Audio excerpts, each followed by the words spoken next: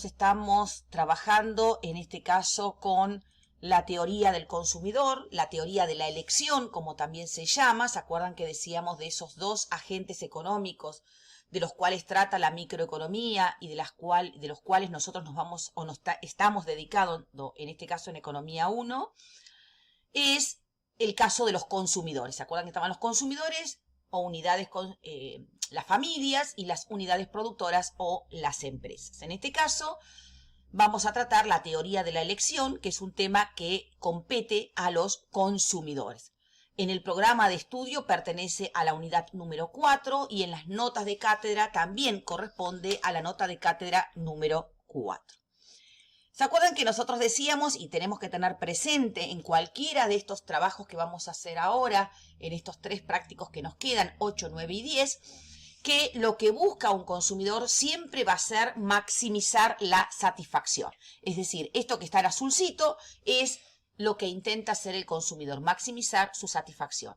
Y se acuerdan que decíamos que la satisfacción es esa sensación subjetiva, personal, que percibimos o que tenemos cada vez que consumimos un determinado bien. Por eso dice ahí, es la sensación subjetiva de placer que nos genera el consumo de una determinada unidad o de una determinada cantidad de bienes o servicios.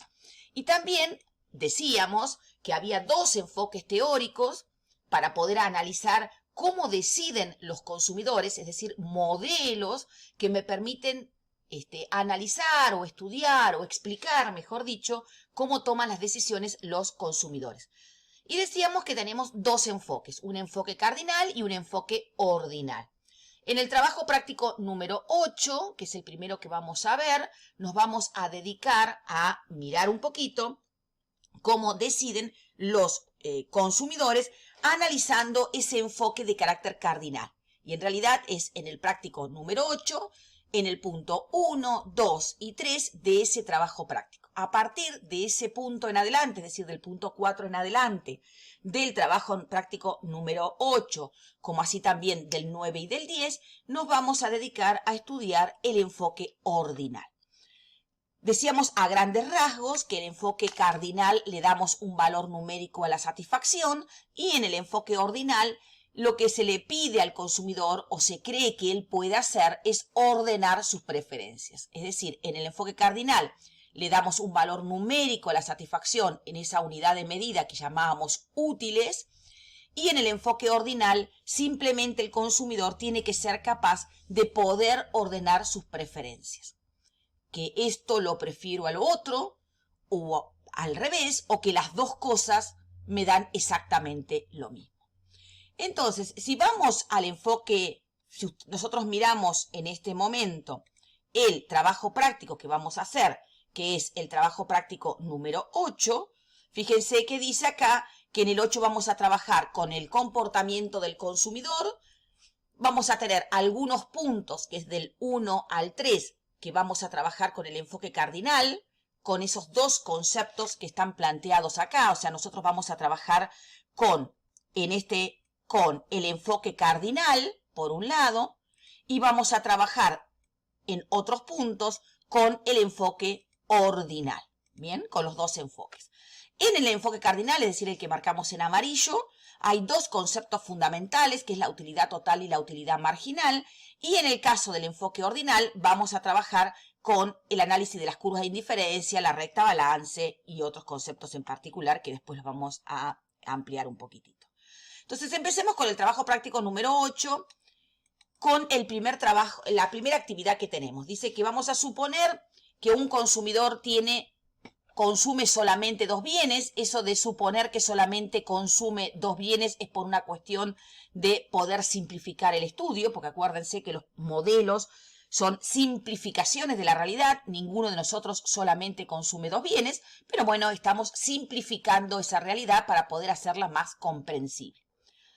Y esos 2 bienes, como estamos en el enfoque de carácter cardinal, cada uno de esos bienes me genera cierta satisfacción. Esa satisfacción que me generan los bienes, el ejercicio me lo da en estas tablas. Esto se llama tabla de utilidad, donde yo tengo en este caso el bien X y acá tengo el bien Y. Entonces, la utilidad total, ¿se acuerdan que decíamos la utilidad total es la satisfacción que me genera, recuerden, sentimiento subjetivo de placer que me genera el consumo de un bien? Y decíamos que esa utilidad, perdón, era la utilidad total. Acá está mal escrito esto, es utilidad total. Eso es por escribir todo apurada. La utilidad total. La utilidad total, ¿se acuerdan que era la satisfacción que me genera el consumo de una determinada cantidad de un bien? Entonces, la utilidad total tenía, ¿se acuerdan? Determinado acá, antes que eso, recuerden memorizar, analizar, más que memorizar, comprender qué tenemos en los ejes cuando nosotros graficamos una curva de utilidad total. En este eje vamos a tener, ahora que yo lo voy a marcar, en este eje tenemos la utilidad total, fíjense que acá dice utilidad total, y en este eje tenemos la cantidad del bien, que en este caso pareciera ser que son botellitas de gaseosa, ¿no? Entonces la utilidad total es una función que crece, vieron que acá va creciendo, hasta que llega a un máximo que se llamaba punto de saturación, y a partir de ahí, si esto yo lo continuara, la utilidad total decrecería. Esa curva crece, no crece al mismo ritmo, crece como se llama a tasa decreciente, es decir, crece pero cada vez crece a menor velocidad. De hecho, llega un momento en donde va a llegar a su máximo y a partir de ahí va a decrecer. Y del otro concepto que teníamos importante era la utilidad marginal. Y la utilidad marginal era la satisfacción que me genera la última unidad consumida. Es decir, ¿qué satisfacción me genera la última unidad que estamos consumiendo? Esperen que acá estoy tocando y como siempre toco cosas que no corresponden. Entonces es la satisfacción que me genera la última unidad consumida de ese bien.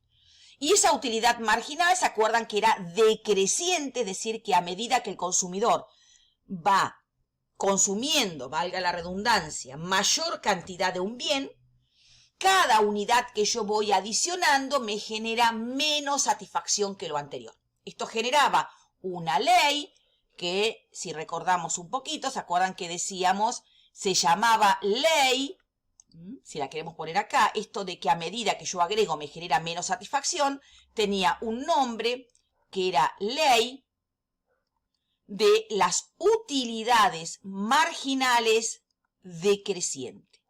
Es decir, a medida que yo consumo más de un bien, cada unidad adicional me genera menos satisfacción que la anterior. Vamos a agregar la E de la ley. Eso es una ley económica, así como ya habíamos visto la ley de la oferta, la ley de la demanda. Ahora agregamos una ley nueva, que es la ley de las utilidades marginales decrecientes. Es decir, todo consumidor, a medida que va adicionando mayor cantidad de un bien en su consumo, cada unidad adicional le reporta o le aporta menor satisfacción adicional. ¿Se acuerdan que ahí también tenemos que recordar que había una relación, que era la utilidad marginal era decreciente por esta ley de las utilidades marginales, que se llama justamente ley de las utilidades marginales decrecientes? La utilidad total era una función que crecía, pero que llegaba a un punto máximo, que se acuerdan que le decíamos, esto se llamaba punto de saturación. A partir de ahí, si yo agrego más unidades en el consumo, mi satisfacción total empieza a caer. También me dice que cuando la utilidad total va creciendo, que es esta partecita que tenemos acá, la utilidad marginal decrece, pero todavía es de carácter positiva. Cuando está en su punto máximo, la utilidad marginal es 0, y cuando la utilidad total ya empieza a decrecer, la utilidad marginal está en su tramo negativo. Entonces, con esas cuestiones aclaradas, si nosotros volvemos al práctico, vamos a ver, esperen que trato de volver, creo que estamos por acá. El práctico me dice, me da la utilidad total que le genera el consumidor el bien X y la utilidad total que le está generando el consumidor el bien Y. Me dice que obtenga las utilidades marginales. Hay una forma de calcular, ya sabemos lo que es la utilidad marginal, que es la utilidad o satisfacción que me adiciona la última unidad consumida de ese bien, y se puede calcular toda utilidad marginal, ¿sí? O todo concepto marginal, mejor dicho, siempre se va a calcular. Vamos a poder escribir acá, si es que puedo. Acá se me complica, no sé por qué, pero se me complica la identificación de las tablitas. Vamos a tener que calcular, por un lado, vamos a agregar la utilidad marginal. La utilidad marginal la vamos a calcular de la siguiente manera.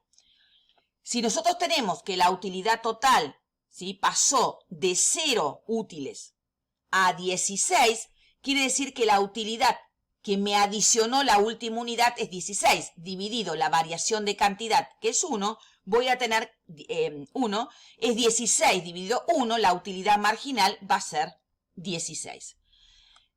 Luego tenía 16 útiles, pero cuando adicioné la segunda unidad pasé a 30 útiles. Es decir, que la variación que yo tuve de acá a acá, pasé de 16 a 30. Es decir, que la última unidad me adicionó 14 útiles. La tercera unidad, yo tenía 42 útiles y ahora tengo 30 útiles. El cambio que yo tuve de utilidad acá fue de 12 útiles. Cuando pasé de la tercera unidad a la cuarta unidad, pasé de tener 42 útiles a tener 52 útiles. Es decir, que adicioné 10 útiles. Y con la quinta unidad adicioné 8 útiles. Es decir, lo que yo calculé acá sería la utilidad marginal del bien X. Lo mismo vamos a hacer con la utilidad marginal para poder determinar, y no era ahí, cuando yo quiero calcular la utilidad. Bueno, ahí creo que se me corre. Vamos a ampliarlo para acá, le vamos a adicionar una columnita. Ustedes no me escuchen mientras yo estoy hablando. Ahí, ahora sí logré hacerlo. La utilidad marginal del bien Y. Y acá vamos a hacer lo mismo. Tenía 0 útiles totales de satisfacción y pasé a tener 11 útiles de satisfacción con la primera unidad. Por lo tanto, me adicionó 11. Acá pasé de 11 a 21, por lo tanto, adicioné 10 útiles. Acá adicioné, pasé de 21, paso a 30, por lo tanto, adicioné 9 útiles. Luego adicioné de 30 a 38, adicioné 8 útiles. Y después adicioné 7, creo que estoy acá, 7 útiles. Y ahí obtuve, acá también le podría poner, esperen, voy a inventar la pólvora, pero creo que ya está inventada. Quería hacer una columnita acá, pero se me va a complicar. Sí, acá también iría, en esta de utilidad marginal de X, le podría hacer las columnitas y la fila para que me quede más bonito, pero bueno, ya me quedó así. No vamos a complicar la existencia. Entonces, dice, obtenga las utilidades marginales. La utilidad marginal, acá, por ejemplo, acá tenía la tabla, tarde, pero la tenía armada. O sea que acá me quedaría lo que hicimos antes, 16 útiles. Acá me quedaba 14 útiles. Acá me quedaba 12 útiles, 10 útiles y 8 útiles. Y acá nos había dado hace un segundo 11, 10, 9, 8, 7. Acá tienen esto que les quería mostrar hace un ratito, que no lo encontraba. La utilidad marginal, en realidad si yo la quiero calcular a la utilidad marginal es variación de la utilidad total. Acuérdense que este signito que es delta, ese triangulito, delta de la utilidad total, es decir, la variación que experimentó la utilidad total, dividido la variación que experimentó la cantidad consumida. Entonces, si nosotros hiciéramos acá, me daría esa relación en particular. Ahora, fíjense que el práctico me sigue diciendo que grafique las dos utilidades. Ahí teníamos que hacer dos gráficos distintos, uno para mostrar lo que le sucede al consumidor con el consumo del bien X y otro gráfico para mostrar lo que le sucede con el bien Y. O sea, son dos gráficos, uno para X y uno para el bien Y. Acuérdense lo que va en los ejes. Acá abajo va cantidad consumida del bien, en el eje de las X. Y en el eje de las Y, matemático de las Y, va a ir la utilidad total y graficada también la utilidad marginal. Entonces, lo único que está indicado acá es los mismos valores que yo tengo en la tabla, ¿sí? Utilidad total y utilidad marginal, grafico cada uno de esos puntos. Luego el práctico, fíjense que acá me agrega otra cosa, el práctico, porque lo que graficamos y lo que hicimos hasta ahora es lo subjetivo del consumidor, es decir, qué sensación de placer o displacer le genera el consumo de un bien. Eso es lo subjetivo del consumidor. Y eso lo muestro a través de esa variable que era utilidad total y utilidad marginal. Ahora me preguntan o me dicen algo ya objetivo, porque acá me dice que el precio del bien X me está dando dos variables. Me está dando los precios que tienen los bienes, X e Y me da la cantidad de dinero que tiene ese consumidor. Es decir, me dice que el precio del bien X es, creo que estaba en amarillo el bien X, el precio del bien Y es 2 pesos y que el consumidor tiene un determinado ingreso, tiene tanta plata, por decirlo de alguna manera, que es de 9 pesos. ¿Para qué me dan eso? Me dan esos datos para indicarme que el consumidor, si bien tiene su subjetividad planteado a través de la utilidad marginal y de la utilidad total, tiene un dato objetivo que viene del mercado. El mercado le dice, bien, esos son tus gustos, lo que me mostraste recién en la tabla. Pero cuidado, que acá hay algo objetivo. Ese objetivo es que las cosas tienen un precio. Acá le podría poner a el colorcito amarillo para que quede... Bueno, ahora empieza con ese detallecito que tengo, que es de andar cambiando los colorcitos. Pero bueno. El precio del bien y acá tengo la renta del consumidor. Con esos datos, ¿sí? Vamos a sacar esto, que no sé qué dice ahí, 6, que no tiene nada que ver.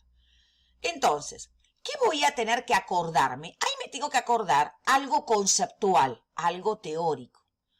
Que el consumidor, ¿se acuerdan que el otro día la mostrábamos también a esta transparencia, a esta filmina?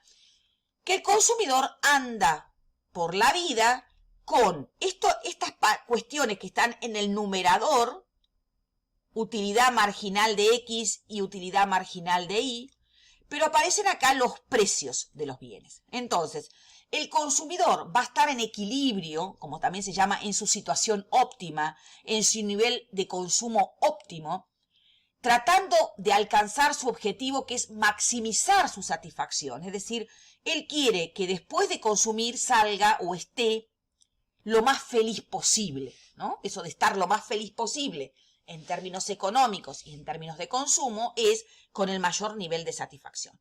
Entonces, yo para estar en ese nivel óptimo tengo que cumplir esto que está acá, que es lo que se llama la regla de las utilidades marginales ponderadas por el precio, o es lo mismo decir que la utilidad marginal por cada peso gastado, este cociente que yo hago acá, utilidad marginal dividido el precio de ese mismo bien, ese cociente es la utilidad marginal por peso gastado. Tiene que ser igual para todos los bienes. Entonces, si yo vuelvo al ejercicio que tenemos que hacer, decíamos el otro día, lo primero que voy a tener que calcular para cada uno de los bienes es esta utilidad marginal por peso gastado, esta columnita que está acá. Es decir, voy a tener que dividir la utilidad marginal de cada bien dividido su precio. En el caso del bien X, el precio es 2. Por lo tanto, voy a tener que dividir cada utilidad marginal por su respectivo precio. Va a ser cada uno de esos números dividido por 2. Esto va a ser 8. Esto va a ser 7. Esto va a ser 6. Esto va a ser 5. Y esto va a ser 4. Y vamos a poner este donde corresponde, que es en el medio. Lo mismo vamos a hacer con el otro bien, que es el bien que estaba acá, que es el bien, y esperen que logro correr esto, que si no me va a molestar acá.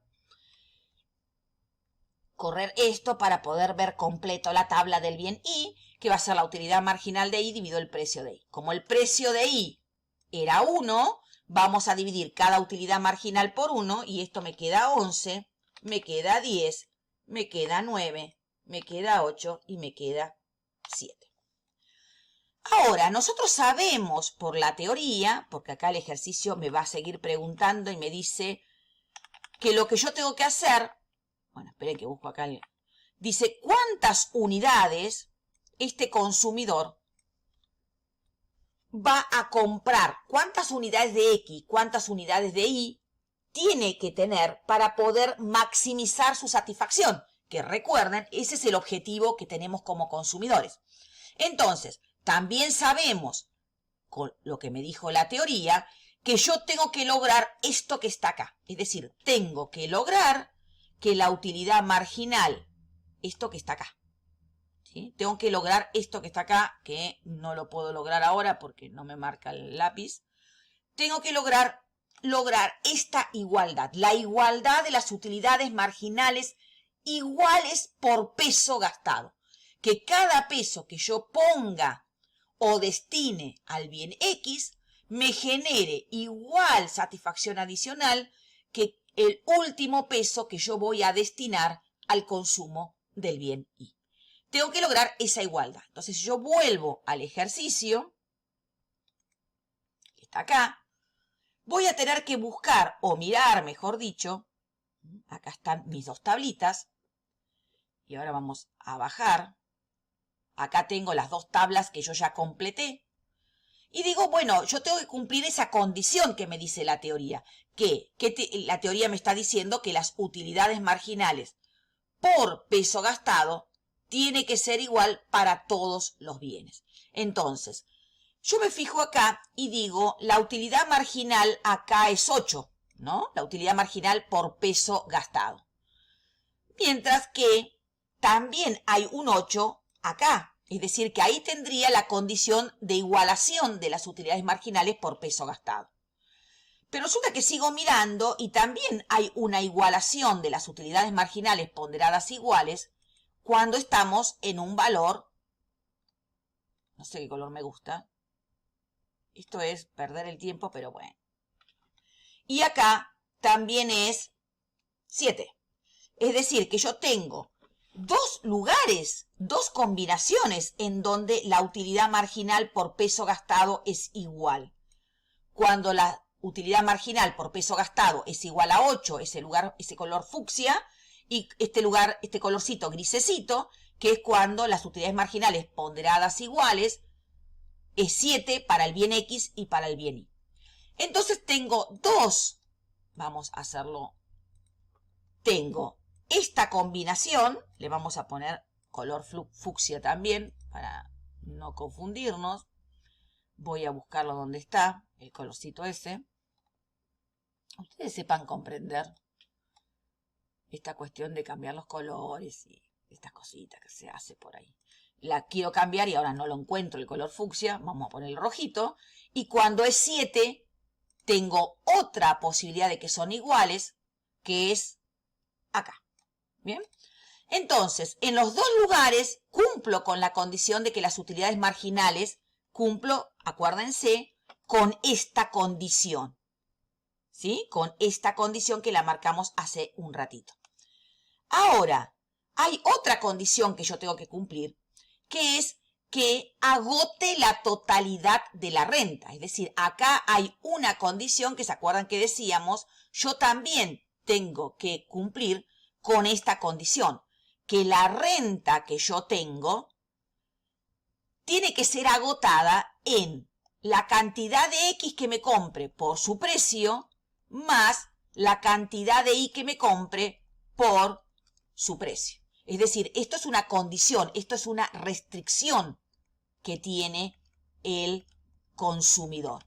Es decir, el consumidor tiene que cumplir con esta condición, utilidades marginales por peso gastado iguales para todos los bienes. Esta que está acá, utilidad marginal de X sobre precio de X igual a utilidad marginal de Y sobre precio de Y, pero también tiene que cumplir con esta condición, es decir, que agote la totalidad de la renta. De hecho, hasta me lo dice el ejercicio, si lo volvemos a mirar, dice, si el ingreso del consumidor es 9 pesos y lo gasta todo en el consumo de ambos bienes, es decir, agota la totalidad de la renta. Entonces, si yo vuelvo a mirar lo que le sucede a este buen consumidor, fíjense, cuando compra 1 de X, si recordamos que 1 de X, vamos a dejarlo visible ahí para que no nos olvidemos, 1 de X, acuérdense que el bien X vale 2 pesos, entonces si yo compro 1 de X, gasto 2 pesos. Vamos a ponerlo, esperen que quiero escribir con esto y no sé por qué no me deja escribir, pero bueno. Es decir, yo gasto 1 por 2, 2 pesos, más 4 por 1 son 4 pesos, es decir, que estaría gastando 6 pesos acá. ¿Y yo cuánto tengo que gastar? 9. Por lo tanto, este punto que está acá, esta combinación, mejor dicho, de 1, eso es lo que quería hacer y no lo puedo hacer, pero bueno, vamos a tratar de hacerlo con otra cosita. Es decir, si yo quiero comprar 1 de X y 4 de Y, no agoto la totalidad de la renta porque estaría gastando 6 pesos y yo tengo que gastar 9 pesos. Pero sin embargo, si yo compro 2 de X, así si mi decisión es comprar 2 de X y 5 de Y, estaría gastando 2 por 2 son 4 pesos comprando X, me está quedando 5 pesos. Con esos 5 pesos podría comprar estas 5 unidades del bien Y. De manera tal de que diríamos que el consumo, ¿sí?, que yo tengo que hacer es 2 unidades de X más 5 unidades de Y. ¿Y cuánta plata me gasto? Y con 2 unidades de X, o sea, si yo compro 2X y sé que cada X vale 2 pesos, me estoy consumiendo 4 pesos, más 5 unidades de Y, y nos acordamos que el precio de Y era 1 peso, yo en realidad acá me estoy gastando 9 pesos, que es la renta que yo poseo. Es decir, agoto la totalidad de la renta. La teoría o este modelo me dice que si yo consumo esto, 2 unidades de X más 5 unidades de Y, no solamente agoto la totalidad de la renta, sino que maximizo mi satisfacción, ¿no? Logro mi objetivo, logro mi óptimo del consumidor. Entonces vamos a ver si es cierto, porque acá decimos, con 2 unidades de X, yo tengo una satisfacción total de 30. Y con 5 unidades de Y, obtengo una satisfacción total de 45. ¿Qué satisfacción total entre los dos bienes obtengo? Y obtengo 30 más 45. O sea, obtengo una satisfacción total de 75 útiles. La pregunta es, bueno, pero ¿esta satisfacción será la máxima posible? Y pareciera que sí, porque el otro día, por ejemplo, el miércoles, decíamos en la práctica, ¿cómo me podría gastar también los 9 pesos? Y también me los podría gastar, dijo alguien, comprándome 4 unidades de X. Si cada unidad de X vale 2 pesos, gasto 8 pesos y me quedaría disponible 1 pesito para poder comprar Y. Pero fíjense, ¿qué satisfacción total obtendría? 52 más 11, es decir, 63 útiles, mientras que la combinación anterior, esta de 5 de y 2 de x, me genera 75 útiles. Así creo que buscamos ese día dos alternativas adicionales. Conclusión, esa satisfacción que obtenemos comprando 2 unidades de x y 5 unidades de y es la combinación que me permite como consumidora maximizar mi satisfacción, que en este caso sería de 75 útiles.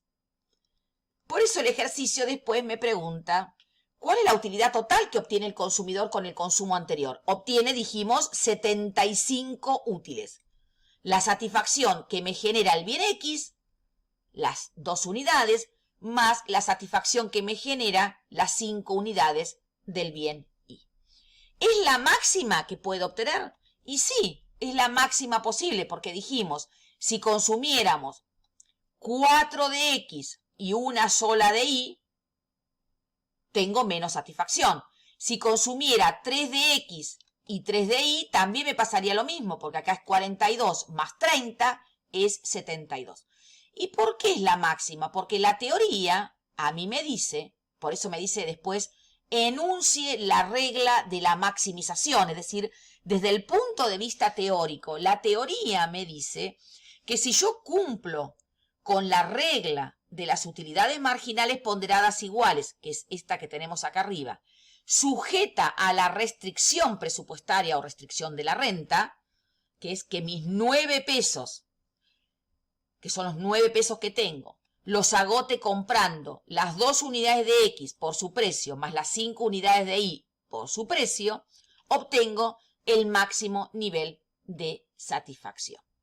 Esta combinación que tenemos por acá. Esta que tenemos acá. 2, o sea, el nivel de máxima satisfacción sería ese punto que tenemos ahí. Esa es cuando les pregunten que enuncien la regla de la maximización según este enfoque. Acuérdense que este es el enfoque de carácter cardinal, donde yo le estoy dando un valor numérico a mi satisfacción, que era la sensación subjetiva de placer, que me genera el consumo de cada uno de los bienes, en este caso ponderado por sus respectivos precios. Bueno, ahora sí continúo con el punto 2. Ahí corregí el tema de poder escribir en la tableta. Bien, en el punto 2 me dicen esta situación donde la utilidad marginal, ahí yo tengo que pensar en lo siguiente, me están diciendo que la utilidad, bueno, creo que andaba, pero no sé ahora. Bueno, vamos, sí anda. Bien, la utilidad marginal de las manzanas es de, la utilidad marginal de las manzanas es 4, el precio, bueno, ahí dice precio de las manzanas es 2. O sea que la utilidad marginal por peso gastado en el caso de las manzanas es 2. Si lo miro en el caso de las naranjas, me dice que la utilidad marginal de las naranjas es 2 y que el precio de las naranjas es 2. Entonces, acá va la división. La utilidad marginal por peso gastado en el caso de las naranjas es 1 y la utilidad marginal por peso gastado en el caso de las manzanas es igual a 2. Es decir, que en este caso, la utilidad que me adiciona el último peso que yo destino a manzanas es más alto que la utilidad marginal que me genera el último peso que yo destine a naranjas. Entonces, el consumidor no está en equilibrio. Entonces, ¿cómo puede hacer? ¿Estaría maximizando la satisfacción? No, porque acuérdense que para maximizar la satisfacción, yo tengo que estar en el punto en donde, este que está acá, la utilidad marginal por peso gastado es igual para ambos bienes. Entonces, ya sé que este punto no es el correcto. El consumidor, como el último peso que yo gasto, me genera más satisfacción adicional si yo lo destino a las manzanas que si lo destino a las naranjas, un consumidor racional que está buscando maximizar su satisfacción, le va a convenir consumir más manzanas y menos naranjas, porque si destina a manzanas, obtiene más satisfacción adicional. Entonces, este punto es el correcto, porque tampoco va a ser correcto consumir más naranja, no le conviene destinar un peso a las naranjas, porque ese peso, si lo invierte en naranja, le genera menos satisfacción adicional que si lo destinara a comprar más manzanas. Y la última alternativa tampoco es la correcta, porque dice que para maximizar su utilidad debe consumir más de ambos bienes. No, tiene que consumir más manzanas y menos naranjas. Vayamos al punto siguiente. Creo que va para acá. Dice, un consumidor, vamos a ver qué es lo que dice acá, vamos a poder traerlo un poquito para acá arriba. Dice, un consumidor se encuentra en su mejor situación, es decir, con su máximo, acuérdense, mi situación óptima es con mi máximo nivel de satisfacción como consumidora, con el máximo nivel de satisfacción en el consumo de carne y de pan, cuando la utilidad marginal de cada bien, la utilidad marginal por peso gastado en cada uno de los bienes es igual a 2, que es esta situación en la que se encuentra el consumidor. El consumidor se encuentra en esta situación, ¿no? Que la podríamos, si queremos, lo podemos expresar, no sé si queda más claro o no, pero la utilidad marginal de la carne sobre el precio de la carne, 6.000 dividido 3.000 es 2, y lo mismo ocurre para el pan. Es decir, que ahí estaría, en esta situación que lo veíamos anteriormente, la utilidad marginal de la carne sobre el precio de la carne es igual a la utilidad marginal del pan sobre el precio del pan. Entonces, me dice, ¿qué pasa si el precio del pan, ¿sí? ¿Qué pasa si el precio del pan, esto que está acá, el precio del pan, quiero escribir y no puedo, en lugar de ser 200, ahora es 100. Es decir, claramente la utilidad marginal por peso gastado en el caso del pan, es decir, yo voy a tener una situación, vamos a escribirla para que quede más clarito, él ahora va a estar en una situación en la cual la utilidad marginal ahora va a estar así, es decir, utilidad marginal de la carne dividido, bueno, ahí nunca me sale eso, el precio de la carne, y ahora va a tener utilidad marginal del pan dividido el precio del pan, ahora va a estar, que esto es, la carne está igual porque no le pasó nada, 6.000 dividido 3.000, o sea, está siendo 2. Y en el caso del pan, antes era 400 dividido 200 y ahora es 400 dividido 100, o sea que es igual a 2, es decir, perdón, a 4. Vamos a borrarlo.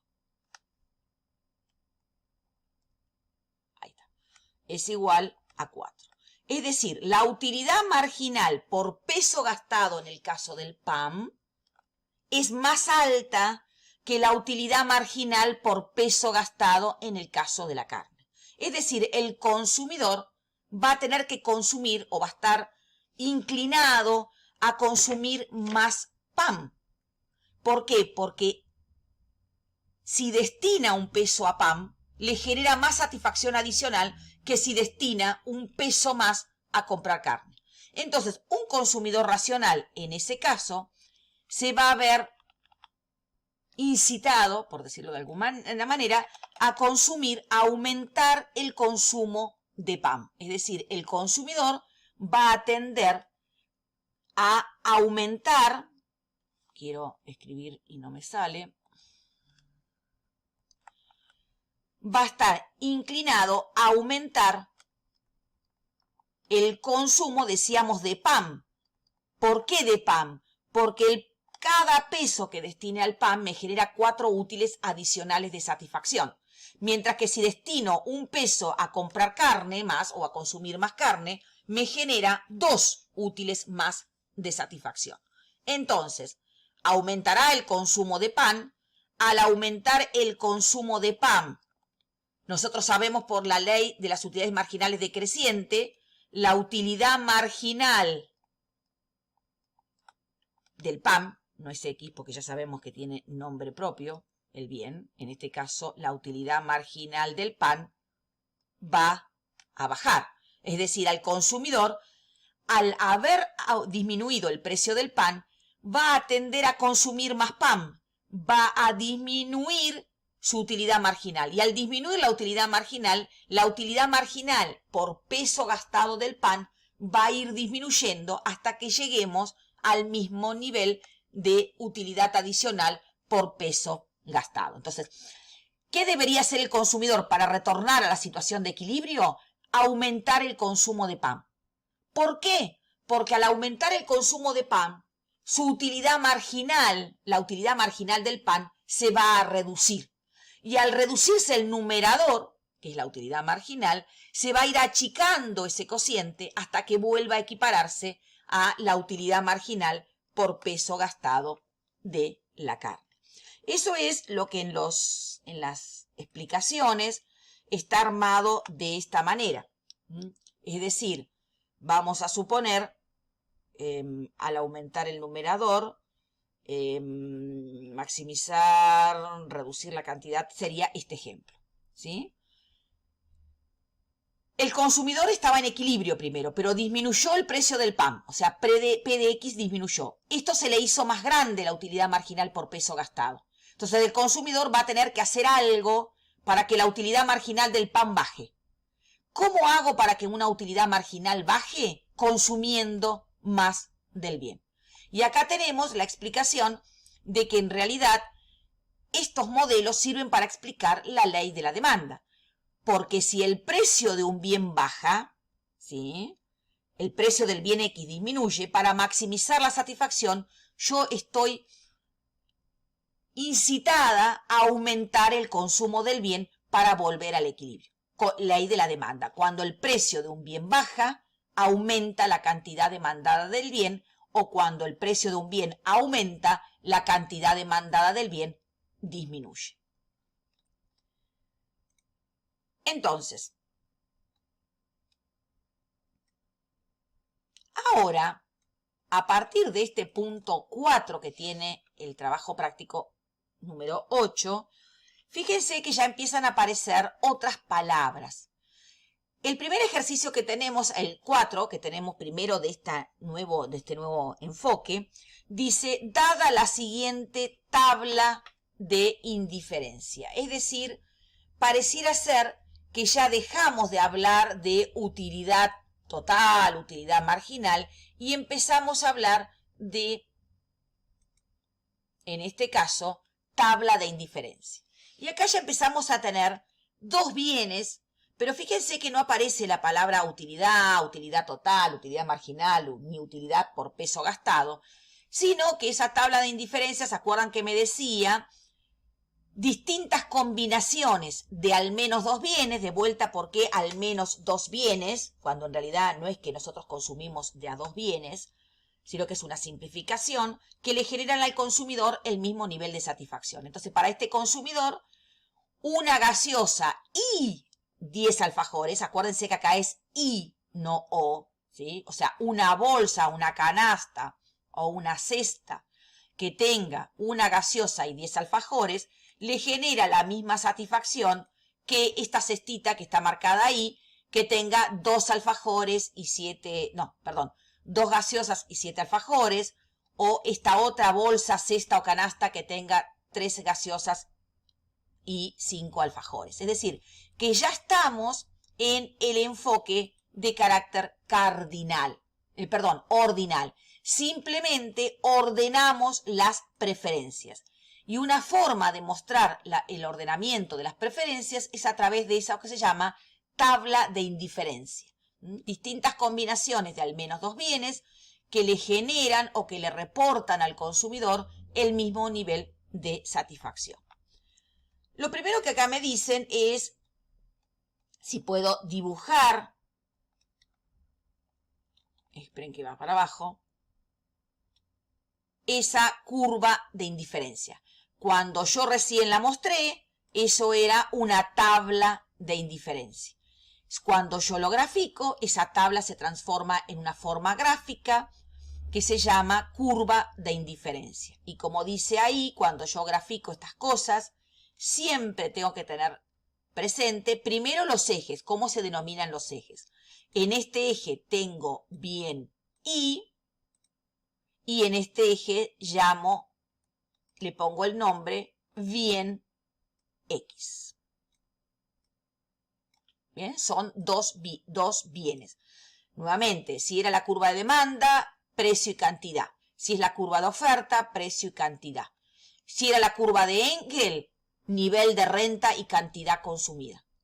Si era una curva de utilidad total y utilidad marginal, en el eje de las Y tendré la utilidad total o la utilidad marginal y en el eje de las X tendré la cantidad consumida. Si voy a graficar una curva de indiferencia, tendré en los ejes bien Y, bien X. O gaseosas y alfajores, o sea, dos bienes distintos. Entonces, cuando yo grafico, como está graficado acá, tengo que tener otro cuidado, que la distancia entre los puntos en el eje Y y en el eje X deben ser iguales. ¿Por qué tienen que ser iguales? Porque en ambos ejes estoy representando mismas unidades de medida. En este caso, cantidad. Cantidad de Y y cantidad de X. En los dos ejes tengo la misma unidad de medida que son cantidades. Entonces, yo represento los distintos puntos y voy a tener, en lugar de decir la tabla de indiferencia, voy a tener una curva de indiferencia, ¿sí? Cada uno de los puntitos lo voy a representar y luego uno a esos distintos puntos. Es una curva, así que tratemos de no unir los distintos puntos con una regla. Son curvas. Y me sigue diciendo que si yo miro la tabla, me dice, ¿qué lectura puede hacer? ¿Qué lectura puede hacer? Lo que les dije, ¿sí? Es decir, que la combinación 1 y 10, o sea, una gaseosa y 10 alfajores, le genera al consumidor el mismo nivel de satisfacción que 2 y 7, el mismo nivel de satisfacción 4 gaseosas y 4 alfajores, y el mismo nivel de satisfacción 5 gaseosas y 3 alfajores. Por eso se llama curva o tabla de indiferencia, ¿sí? Distintas combinaciones de bienes que le generan al consumidor el mismo nivel de satisfacción. Por lo tanto, diríamos, le da lo mismo. Si yo les pusiera estas 5 combinaciones, una al ladita del otro, en bolsitas en el aula, y yo les pregunto, ¿cuál de estas combinaciones prefieren?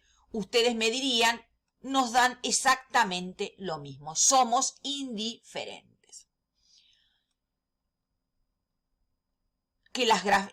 Definíamos tasa marginal de sustitución. ¿Se acuerdan que nosotros decíamos una curva de indiferencia? Y espero encontrarlo acá donde lo había armado. Bueno, ya vamos a llegar. Ustedes no se desesperen. Yo tampoco me tendría que desesperar. Pero bueno, creo que lo borré para variar. Sí. La tasa marginal de sustitución. ¿Se acuerdan que la tasa marginal de sustitución, en realidad está escrito acá, muestra esa relación de intercambio entre los bienes? Es decir, ¿cuánto de un bien el consumidor estaría dispuesto a sacrificar para tener en la bolsa o en su consumo una unidad más del otro bien y encontrarse con el mismo nivel de satisfacción? Y se acuerdan que eso era la variación de Y sobre la variación de X, es decir, variación delta Y, acuérdense, el delta es la variación, variación de I, que es la variación del bien que estoy sacrificando, que estoy entregando, que estoy renunciando, dividido la variación del bien que estoy agregando o que estoy incorporando al consumo. Y esa tasa siempre se calcula en valor absoluto, ¿sí? Que son las dos barritas que tengo acá. ¿Por qué? Porque de lo contrario siempre es negativa. Siempre yo, para tener el mismo nivel de satisfacción, si quiero agregar de un bien, tengo que sacrificar del otro. Siempre tengo un costo de oportunidad. Siempre, si quiero más de un bien en la bolsa, para tener el mismo nivel de satisfacción, tengo que renunciar de alguna unidad del otro bien. Entonces, si yo voy a la tabla que me dan, vuelvo a mi tabla y me dice que calcule la tasa marginal de sustitución, que es, acuérdense también, cuánto yo estoy dispuesta a sacrificar. O sea, el yo está indicando que es una cuestión subjetiva. Es decir, yo estoy dispuesta a sacrificar 5-3 o la tasa que yo quiera. Es una cuestión subjetiva, es una cuestión personal. Depende de mi curva de indiferencia. Cada uno de nosotros tenemos distintas curvas de indiferencia entre alfajores y gaseosas. Entonces, la tasa marginal de sustitución es un valor de carácter subjetivo, de carácter personal. Entonces me dicen que la calcule acá. Y bueno, vamos a calcularla y vamos a ver. Acá sí, ahora sí tengo la pluma famosa. ¿Cuánto varió la cantidad de alfajores? Es decir, yo sacrifiqué 3 unidades a cambio de que en la bolsa me agreguen una unidad.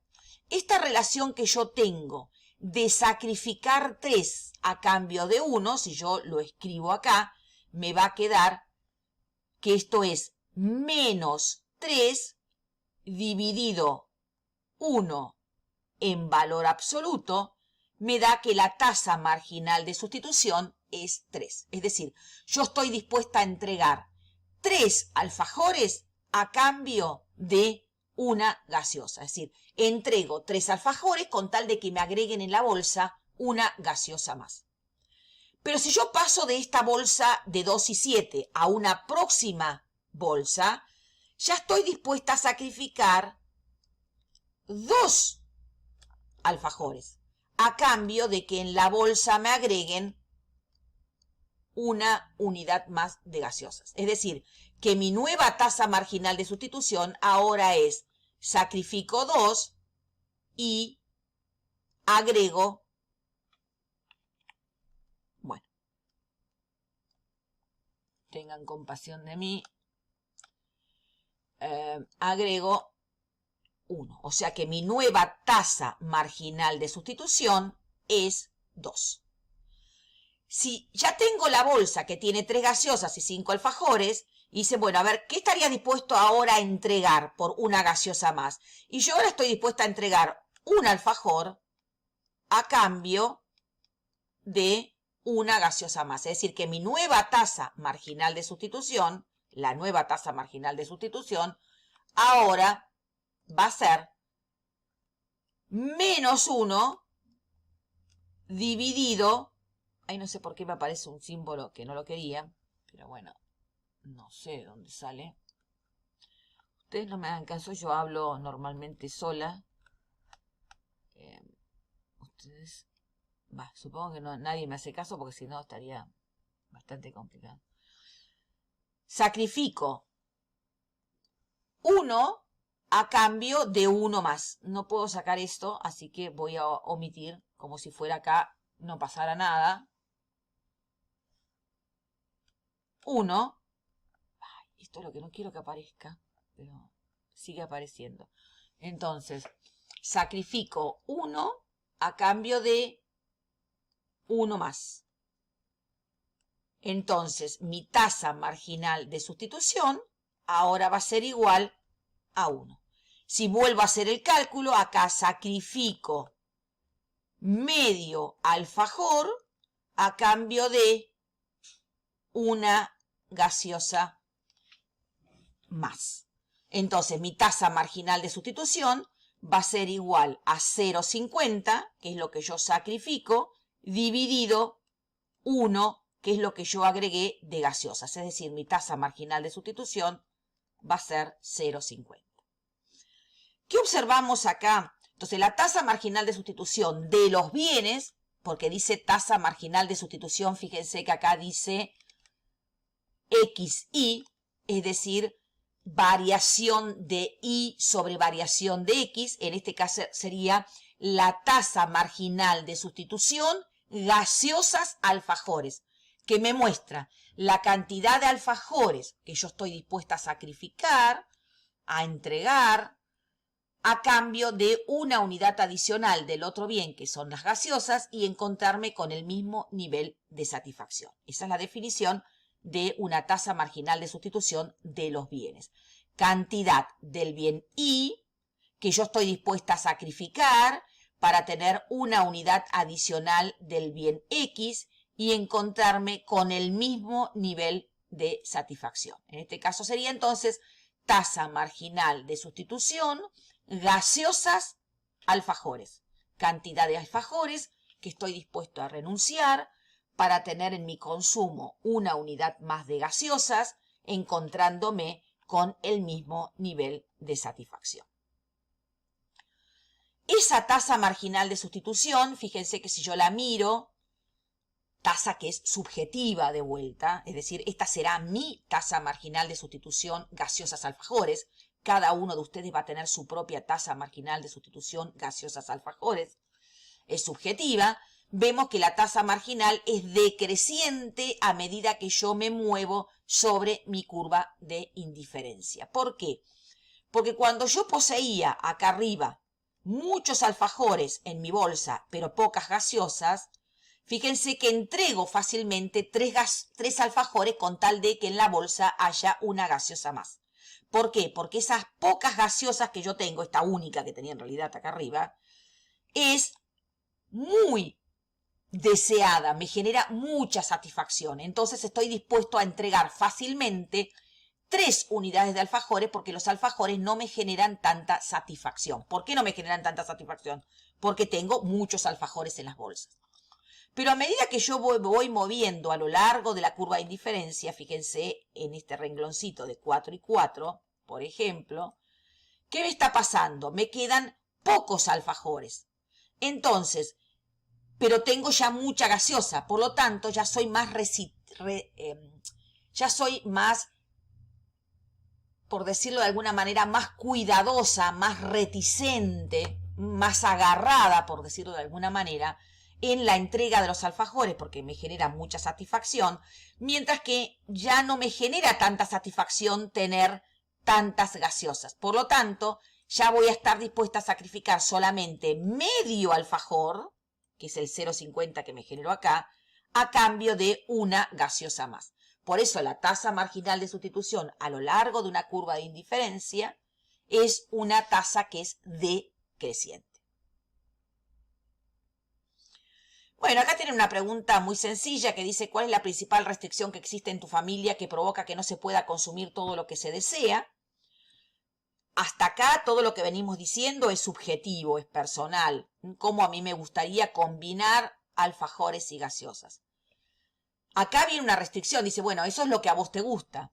La principal restricción que hace que uno no pueda alcanzar cualquier curva de indiferencia es básicamente el ingreso o la renta que tiene el consumidor y, por supuesto, porque esa renta la necesita para pagar los precios que tienen los bienes. Entonces, la principal restricción básicamente que tiene cualquier familia para acceder a los bienes es la renta o ingreso que tiene disponible. Y se acuerdan que acá decíamos, y vamos a volver a la teoría a mí me decía que yo tenía mis curvas de indiferencia, que tenían determinadas características que después las vamos a ver, pero que también el consumidor tenía una renta que era, el consumidor tenía que unir su parte subjetiva, que eran sus curvas de indiferencia, sus gustos, que es esto que está acá, sus gustos, sus preferencias, que se muestran a través de su curva de indiferencia o de la tabla de indiferencia, pero por otro lado tiene lo objetivo. Lo objetivo está dado porque las cosas tienen un precio dado por el mercado y nosotros tenemos una renta o un ingreso de carácter limitado.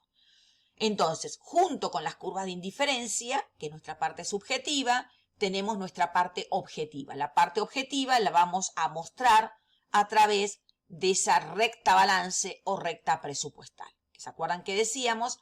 Esa recta presupuestal estaba por la renta igual al precio del bien X por la cantidad de X que me iba a comprar, más el precio de Y por la cantidad de Y que me iba a comprar. Esta forma de expresar la recta balance o recta presupuestal se llamaba expresada en forma implícita, y si yo hago los pasajes de término lo puedo expresar como una ecuación matemática. Y fíjense, la variable Y y la variable X, si hacía pasaje de término me quedaba la ecuación de la recta balance, en donde, para los que saben algo de matemática, esto era la ordenada al origen, esto que está acá es la ordenada al origen, y esto que está acá es la pendiente o inclinación que tiene la recta balance o recta presupuestal. Esa inclinación de la recta balance era lo que nosotros llamamos la pendiente de la recta balance o presupuestal. Y estos, vamos a indicarlo mejor para que quede más bonito. Esto que está acá marca este puntito de acá. Es decir, este puntito que yo tengo acá, que matemáticamente se llama ordenada al origen, para nosotros en términos económicos se llama cantidad máxima del bien Y, es decir, renta dividido el precio de Y.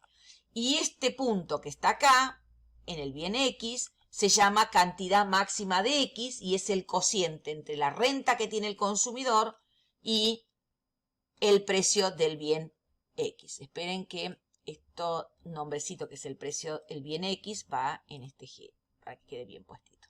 Y acuérdense que en este era el bien Y. Esta vamos a indicar así. La recta azulcita que me queda cuando yo uno la cantidad máxima de Y y lo uno con la cantidad máxima de X, la recta que queda armada es justamente la recta balance o recta presupuestal. ¿Y qué me muestra? Me muestra las distintas combinaciones del bien Y y del bien X a los que puedo acceder con la renta que tengo dado los precios de los bienes. Todo el espacio, ¿sí?, que queda por debajo de la recta presupuestal o recta balance, ¿sí?, se llama espacio presupuestal y que me muestra todas las combinaciones de bienes que yo podría tener con la renta que poseo dado los precios de los bienes. Entonces, en este caso del práctico, me dicen graficada esta recta balance que les damos nosotros. Esta es una recta balance. Acá en realidad faltaría poner, para que esto quede como corresponde y no tenga errores. Acuérdense que en este eje yo tengo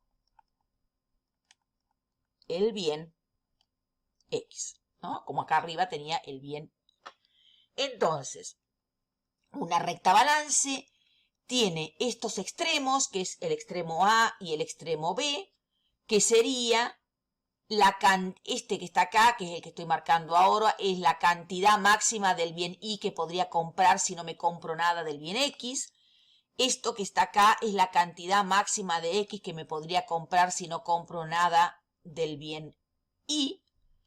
La unión de estos dos puntos extremos o cantidades máximas conforma la recta balance o recta presupuestal, que me muestra todas las combinaciones a las que puedo acceder de bien X y del bien Y agotando la totalidad de la renta. Y esta C o el espacio, este es el espacio presupuestal, todo esto que está acá es lo que se llama espacio presupuestal y me muestra todas las combinaciones a las que puedo acceder sin agotar la totalidad de la renta. Entonces, cuando, por ejemplo, en este caso, a mí me dicen dado esos datos que están ahí, que la renta del consumidor son 4.000 pesos, el precio del bien X es 100 y el precio del bien es 200, perdón, exprese la fórmula de la recta balance. Ahí me tengo que acordar que la recta balance en forma implícita tiene esta forma, ¿sí? Esto que está acá. Esta es la forma de carácter implícita. Renta, que es lo que yo puse acá, 4.000, es igual a precio de X, 100, por la cantidad de X, más el precio de Y por la cantidad de Y. ¿Sí? Acuérdense, esta es la ecuación. Por lo tanto, queda expresado la variable X y la variable Y. Y acuérdense que esta que es la fórmula en forma implícita, la puedo expresar en forma explícita a través de esto. Renta dividido el precio de Y menos precio de X sobre precio de Y. Entonces yo la quiero armar, vamos a tratar de armarla acá, va a ser Y es igual, la renta es 4.000 dividido el precio de Y, que es 200, menos precio de X, que es 100, dividido el precio de Y, que es 200, X. De manera tal de que mi recta balance va a ser Y igual 4.000 dividido 200, que es 20, menos 1/2 o 0,50 X. Acuérdense nuevamente, estos son expresiones de una ecuación, por lo tanto Y y X quedan como variables. No hay que ponerle un número, ¿bien? Pues si no, no sería una ecuación. Entonces, si yo continúo, si es que me puedo correr para acá, no, para abajo me quiero correr, la voy a graficar de esta manera. ¿Cómo la voy a graficar? Bien Y y bien X. ¿Cuál es la forma más fácil de graficar una recta balance? Obteniendo estos dos extremos, este, y luego una regla. ¿Sí? Entonces, este extremo va a ser igual a la renta que yo tengo dividido el precio de Y. En el caso nuestro es 4.000 dividido 200, que es el precio de Y. Ahí me da los 20. Lo mismo hago como cantidad máxima de X. Va a ser la renta, que es 4.000, pero ahora dividido el precio de X, que si recordamos era igual a 100. Y ahí está este extremo, que es 40. Si yo uno esos dos extremos, obtengo la recta balance o recta presupuestal.